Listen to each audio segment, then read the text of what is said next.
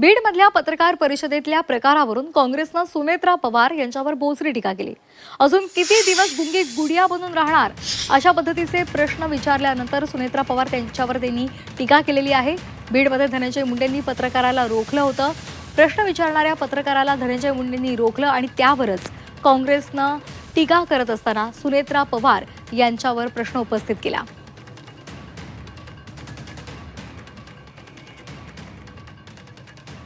बस सुरेश कायदा सुव्यवस्थेचा प्रश्न आहे। सुरेश कायदा सुव्यवस्थेचा प्रश्न आहे। बस सुरेश कायदा सुव्यवस्थेचा प्रश्न आहे। सुरेश कायदा सुव्यवस्थेचा प्रश्न आहे। बस सुरेश कायदा सुव्यवस्थेचा प्रश्न आहे। सुरेश कायदा सुव्यवस्थेचा प्रश्न आहे। बस सुरेश कायदा सुव्यवस्थेचा प्रश्न आहे। दरम्यान काँग्रेसनं सुनेत्रा पवार यांच्यावर गुंगी गुडिया असं म्हणत टीका केली आणि याच टीकेचा समाचार सामाजिक कार्यकर्त्या अंजली दमानिया यांनी सुद्धा घेतलाय। राष्ट्रीय पक्षाला अशी भाषा शोभते का असा प्रश्न त्यांनी विचारलेला आहे। सुनेत्रा पवारांसंदर्भात वापरलेले शब्द चुकीचे आहेत असंही दमानिया यांनी म्हटलेलं आहे।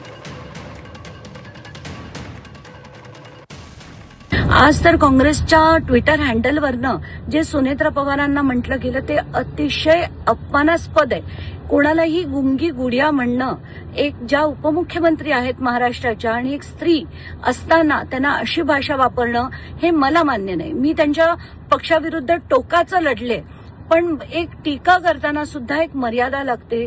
तुम्हाला त्यांना काही बोलत नाही त्याची टीका करायची तुम्ही करा, पण गुंगी गुडिया म्हणणं हे बिलकुल शोभत नाही काँग्रेससारख्या पक्षाला।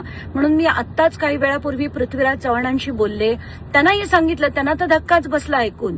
तर मी म्हटलं तुम्ही जो कोण व्यक्ती आहे त्याच्या विरुद्ध पक्षाकडनं कारवाई ही झाली पाहिजे।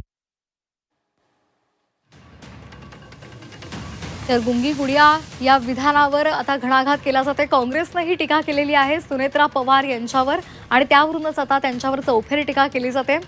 काँग्रेसनं वापरलेले हे शब्द हे त्यांना शोभतात का, राष्ट्रीय पक्षाला ही भाषा शोभते का असं म्हणत सामाजिक कार्यकर्त्या अंजली दमानिया यांनी जोरदार हल्लाबोल केलेला आहे। त्याचबरोबर राष्ट्रवादीचे नेते सूरज चव्हाण यांनी सुद्धा या संदर्भात प्रतिक्रिया दिलेली आहे। अशा पद्धतीची व्यक्तिगत टीका योग्य नाही असं म्हणत त्यांनी काँग्रेसचा निषेध नोंदवला आहे।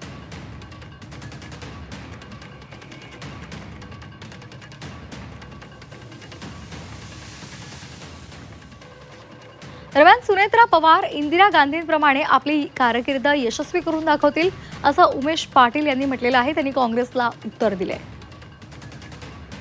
ज्यांच्या कुटुंबामध्ये आणि ज्यांच्यावर एवढा मोठा दुःखाचा डोंगर कोसळलेला आहे हे माहीत असताना काँग्रेस पक्षानं अशा पद्धतीनं असंवेदनशीलताचं प्रदर्शन करत अशी वक्तव्य करणं हे खरं तर त्यांना शोभत नाही। एक प्रकारे त्यांनी गुंगी गुडिया हे सुनेत्रा वहिनींच्या संदर्भानं उल्लेख करून काँग्रेसच्या त्यांच्याच नेत्या असलेल्या इंदिरा गांधी यांची सुद्धा एक प्रकारे टिंगल केलेली आहे। तर सुनेत्रा पवार यांच्यावर काँग्रेसनं गुंगी गुडिया असं म्हणत टीका केलेली होती आणि आता या टीकेवर इतर राजकीय पक्षांकडून सुद्धा प्रतिक्रिया समोर येत आहेत। सामाजिक कार्यकर्त्या अंजली दमानिया यांनी या संदर्भात हल्लाबोल करत काँग्रेसवर जहरी टीका केली आहे। त्याचबरोबर उमेश पाटील यांनी सुद्धा या संदर्भात भाष्य केलेलं आहे। त्याचप्रमाणे राष्ट्रवादीच्या नेत्यांनी सुद्धा या संदर्भात काँग्रेसवर टीका केली आहे। किती दिवस गुंगी गुडिया बनून राहणार अशा पद्धतीचा प्रश्न काँग्रेसनं सुनेत्रा पवार यांना विचारलेला होता आणि त्यावरूनच राष्ट्रवादीच्या नेते सूरज चव्हाण यांनी या संदर्भात व्यक्तिगत टीका काँग्रेसनं करणं योग्य नाही असं म्हटलेलं होतं।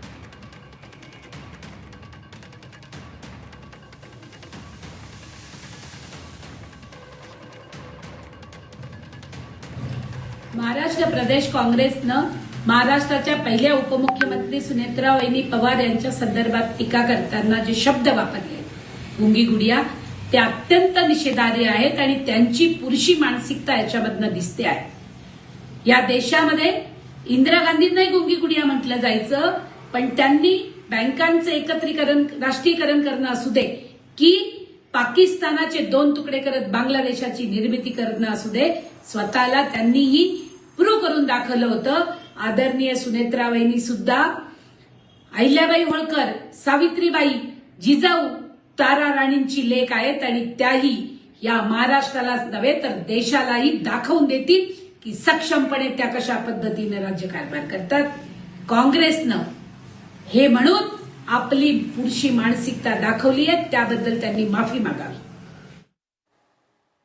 दरम्यान यावर रोहित पवारांनी काय प्रतिक्रिया दिली ती सुद्धा पाहूयात. न पॉझिटिव्हली घेऊ शकता न निगेटिव्हली घेऊ शकता. फक्त विषय एवढाच आहे की अनेक लोकांना अजितदादांची सवय झालेली आहे. दादा आक्रमक पद्धतीने भूमिका मांडायचे, बोलायचे. एखादा अन्याय त्या ठिकाणी झाला, किती मोठा नेता असेल तर गप्प बसायचे, नाही तर गप्प करायचे त्याला.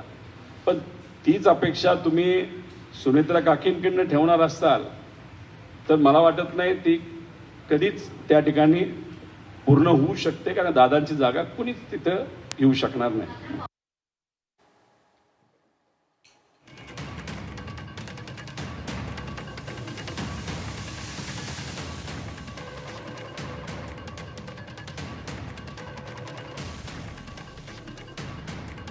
स्थानिक जे नेते आहेत, जे आता तालुक्यापुरते राहिलेले आहेत, त्यांनी त्या पत्रकाराला अतिशय वाईट पद्धतीने, जसं की काय ते स्वतः एक गुंड आहेत अशा टोनमध्ये गप्प बसायला लावलं, शांत बसायला लावलं.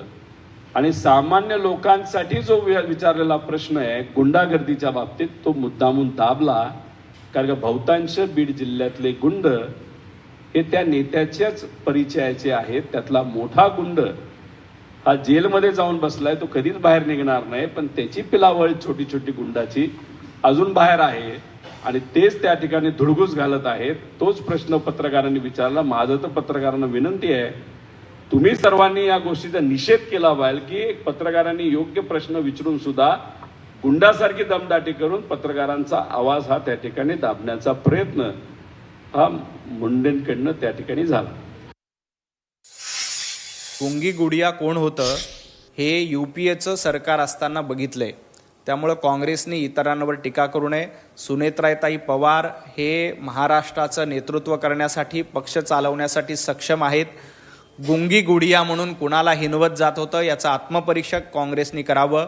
काँग्रेसचं UPAचं सरकार असताना 10 वर्षाच्या काळात मौनी बाबा म्हणून कोण काम केलं?